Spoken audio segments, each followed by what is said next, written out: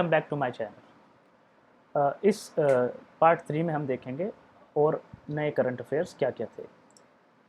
कर्नाटका में पहली human library का बनाई गई, जो कर्नाटका के मैसूर में बनाई गई। आप मुझे कमेंट में लिखकर बताएं कि मैसूर जो है वो किस राजा की राजधानी रही है। दूसरा नंबर ऑफ करंट अफेयर्स, ये आयरन यूनियन, ये एक जॉइंट मिलिट्री एक्सरसाइज है जो यूनाइटेड अरब एमिरेट्स और यूनाइटेड स्टेट्स के बीच में हुई। बायो एशिया 2020 एक कॉन्फ्रेंस जो हैदराबाद में हुई 17 से 19 फरवरी के बीच, और स्विट्ज़रलैंड इसमें हमारा पार्टनर रहा।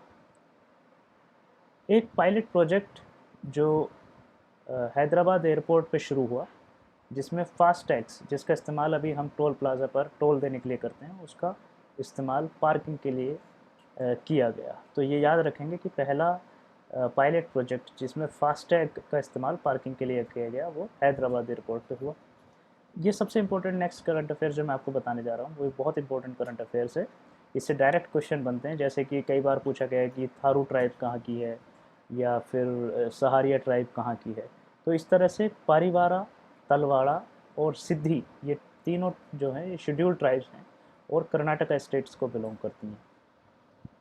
उसी तरह से चेन्नई जो है वो पहला ऐसा शहर बना जिसमें ऑनलाइन वेस्ट एक्सचेंज की व्यवस्था की गई। फिर कोल मिनिस्ट्री ने अपना एक नया सस्टेनेबल डेवलपमेंट सेल, इस सेल के बहुत सारे काम हैं, जैसे कि जो mineral district mineral resource foundation है, उसमें किस तरह से एक डिस्ट्रिक्ट जहाँ से मिनरल्स निकलते हैं उनका, स्पेशली जो कोल एरियाज़ हैं वहाँ पर किस तरह से उनका विकास किया जाए, इसको लेकर एक सस्टेनेबिलिटी लाई जाए। इसके कोल का जो कोल का जो प्रोडक्शन है उसको लेकर एक सस्टेनेबिलिटी बनाई जाए, उसको मापने के लिए सस्टेनेबल डेवलपमेंट सेल बनाया गया है। तो ये कोल मिनिस्ट्री बनाया है। जमैका की टोनी एन सिंह को मिस वर्ल्ड के खिताब से नवाजा गया। मिस यूनिवर्स के खिताब से जो नवाजी गई हैं वो साउथ अफ्रीका की हैं, और जमैका के जो टोनी एन सिंह हैं उनको मिस वर्ल्ड से नवाजा गया है। यूएनएफसीसी की प्रेसिडेंसी 2019 में जो समिट हुई, जो मैड्रिड में हुई थी, यहाँ आप देख सकते हैं, उसकी प्रेसिडेंसी लेकिन चिली के पास थी। तो चिली, आप मुझे बताइए कमेंट सेक्शन में लिखकर कि चिली किस महाद्वीप, किस कॉन्टिनेंट का पार्ट है। गुजरात पुलिस को प्रेसिडेंट कलर्स से सम्मानित किया गया। ये भी एक महत्वपूर्ण करंट अफेयर्स है। फिर इसी तरह 36 इंटरनेशनल जियोलॉजिकल कांग्रेस वो नई दिल्ली में हुई पहले वीक में मार्च के 2020 में। वर्ल्ड इकोनॉमिक फोरम की एक बहुत महत्वपूर्ण रिपोर्ट है जो हर साल ये निकालते हैं, इसका नाम है जेंडर गैप रिपोर्ट।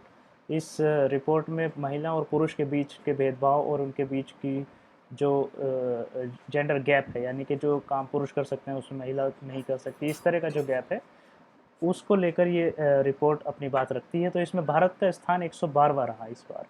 आप मुझे बताइए कि 2018 की रिपोर्ट में इंडिया का क्या स्थान था। पहला स्थान यहाँ पर आइसलैंड को दिया गया है वर्ल्ड इकोनॉमिक फोरम के द्वारा। एक और बहुत इंपॉर्टेंट ये करंट अफेयर है जिसका नाम है कि ग्लोबल रिफ्यूजी फोरम। इसका ये पहला ऐसा फोरम है जो जिनेवा में हुआ, स्विट्ज़रलैंड, और 17 और 18 दिसंबर 2019 को ये हुआ था। तो ग्लोबल रिफ्यूजी फोरम पहली बार हुआ जो जिनेवा में आयोजित किया गया। ये एंड्रॉयड का एक ऑपरेटिंग सिस्टम का बग, जिसको स्ट्रैड हॉग कहते हैं, वो स्ट्रैड हॉग नाम का बग आपके एंड्रॉयड ऑपरेटिंग सिस्टम में आया। इस सिस्टम में इस स्ट्रैड हॉग बग के कारण क्या होता था कि ये जो मालवेयर है, एप्लीकेशन मालवेयर, यानी कि कोई आपके इसमें अगर मालवेयर देना चाहे तो एक जेन्युइन एप्लीकेशन की तरह अपीयर होता, तो ये बग एंड्रॉयड ऑपरेटिंग सिस्टम में आया। आप मुझे बताएं मालवेयर, वायरस और स्पाईवेयर, इनमें क्या डिफरेंस होता है, ये आप मुझे नीचे लिखकर बताएं कमेंट सेक्शन में। दिसंबर 18 को हम इंटरनेशनल माइग्रेंट्स डे के रूप में मनाते हैं, ये याद रखिएगा। और ये एक महत्वपूर्ण बात हुई थी कि डोनाल्ड ट्रंप, आपको याद होगा कि वो इम्पीच कर दिए गए थे हाउस के द्वारा। तो डोनाल्ड ट्रंप तीसरे ऐसे राष्ट्रपति थे जो इम्पीच किए गए यूएस के हाउस के द्वारा, और आर्टिकल 2 जो है यूएस का जो कॉन्स्टिट्यूशन है उसके आर्टिकल 2 के तहत ये इम्पीचमेंट किया गया था। फिर नया हम देख लेते हैं कि डब्ल्यूएचओ ने एक बायोसिमिलर मेडिसिन जिसका नाम है ट्रैट्सजुमाब, ये ब्रेस्ट कैंसर के लिए एक मेडिसिन है। इसका बायोसिमिलर मेडिसिन डब्ल्यूएचओ ने लॉन्च किया। ये एक एंटीबॉडी बनाने का जो एंटीबॉडी है उसके लिए हाई एफिशिएंसी मेडिसिन है, ये अर्ली स्टेजेस में काम करती है, तो इसको भी याद रखेंगे, ट्रैट्सुजुमाब। अब नया देखिए कि जल साथी प्रोग्राम ये किसने लॉन्च किया। तो जल साथी प्रोग्राम उड़ीसा के नवीन पटनायक ने लॉन्च किया, जो सीएम है वहाँ के। और जल साथी प्रोग्राम का क्या मकसद है? इसका मकसद है कि हर घर को ये साफ पीने का पानी पहुँचाएंगे अपने राज्य में। इसी प्रकार आप देखेंगे कि ये बहुत अच्छी बात भारत के लिए हुई है कि भारत अब तीसरा सबसे बड़ा लार्जेस्ट पब्लिशर है साइंस और इंजीनियरिंग आर्टिकल्स का, चाइना और यूएसए के बाद। तो इससे साफ साफ पता लगता है कि हमारा जो साइंटिफिक कम्युनिटी है वो काफ़ी स्ट्रॉन्ग होता जा रहा है, और हम लोग आने वाले समय में वर्ल्ड लीडर एक तरीके से नॉलेज डोमेन में बन सकते हैं। सेंटर ने नेशनल ब्रॉडबैंड मिशन लॉन्च किया है। भारत में कई सारे नेशनल मिशन चलते हैं, national mission on nutrition, national mission on digital literacy, तो उसी तरह से नेशनल ब्रॉडबैंड मिशन भारत में चल रहा है। इसका मकसद है कि जो भारत के सभी गांवों को ब्रॉडबैंड से जोड़ा जाए 2022 तक। ये टेलीकॉम मिनिस्टर रविशंकर प्रसाद जो हैं आज के समय में, उनके द्वारा चालू है, उनके द्वारा चलित किया जा रहा है।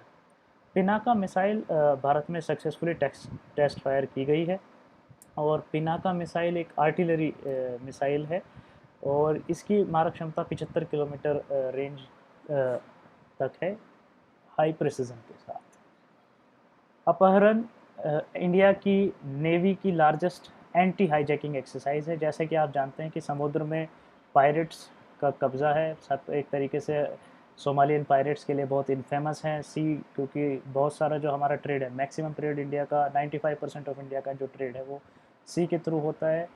तो हाईजैकिंग के चांसेस बहुत ज़्यादा होते हैं, नेवल शिप्स जो है वो आपके हाईजैक कर लिए जाते हैं, फिर रैंसम मांगी जाती है पायरेट्स के द्वारा। तो नेवी का जो काम है वो ये है कि ऐसी चीज़ों से बचाया जाए, तो उसके लिए प्रिपरेशन करना भी ज़रूरी है। तो अपहरण नाम की एक्सरसाइज इंडियन नेवी ने की, जिसको एंटी हाईजैकिंग एक्सरसाइज के नाम से जाना जाता है। अब आप ये देखिए, ये बहुत इंपॉर्टेंट करंट अफेयर है।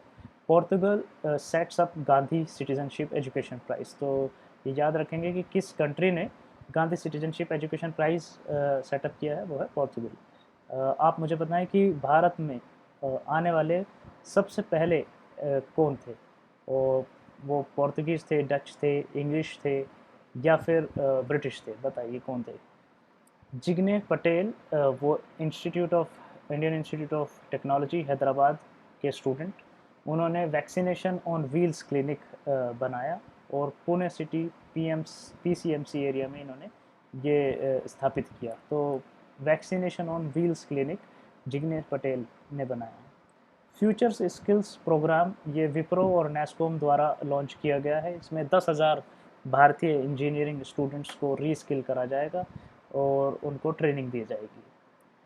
इस्लामिक रिपब्लिक ऑफ अफ़गानिस्तान ने भारत की दवाई बनाने के तरीक़ों को, जिसको जाना जाता है इंडियन फार्माकोपिया के नाम से, आईपी के नाम से, आप ड्रग के पीछे देखेंगे जब आप मेडिसिन खरीदेंगे बाज़ार से, तो उसके पीछे लिखा रहता है IP234, IP235। सो ये बेसिकली हमारा ड्रग बनाने का जो तरीका है, उस तरीके को अफ़गानिस्तान ने एक्सेप्ट किया है, उसको रिकॉग्नाइज़ किया है। ये भी एक इम्पॉर्टेंट चीज़ है।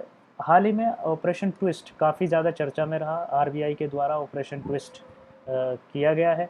तो आरबीआई बेसिकली क्या करना होता है, जब आरबीआई को लिक्विडिटी सक इन करनी होती है, यानी कि कम करनी होती है, तो वो लॉन्ग टर्म बॉन्ड बाय करती है, the buying of long term bonds.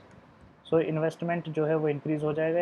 एक बात ये है कि 10,000 करोड़ रुपए के लिए आरबीआई ने ऑफ़र किया था कि 10,000 करोड़ के लिए ऑपरेशन ट्विस्ट करेंगे, लेकिन 66,000 करोड़ रुपीस का जो है ऑपरेशन के लिए हमारे पास मार्केट ने हमें दे दिया था। So this is what is operation twist. Operation twist is buying of long term bonds and selling of short term bonds. तो इससे क्या होता है कि लॉन्ग टर्म्स जो जो लॉन्ग टर्म बेसिकली जो लॉन्ग टर्म इंटरेस्ट रेट है वो स्टेबलाइज हो जाते हैं, इसलिए इस तरह के ऑपरेशंस करने पड़ते हैं आरबीआई को, लगातार आरबीआई करते रहता है। एक ओपन मार्केट ऑपरेशन होता है, आप ज़रा मुझे बताएं कि ओपन मार्केट ऑपरेशंस क्या होते हैं जो आरबीआई करती है, ओएमओज उन्हें कहते हैं।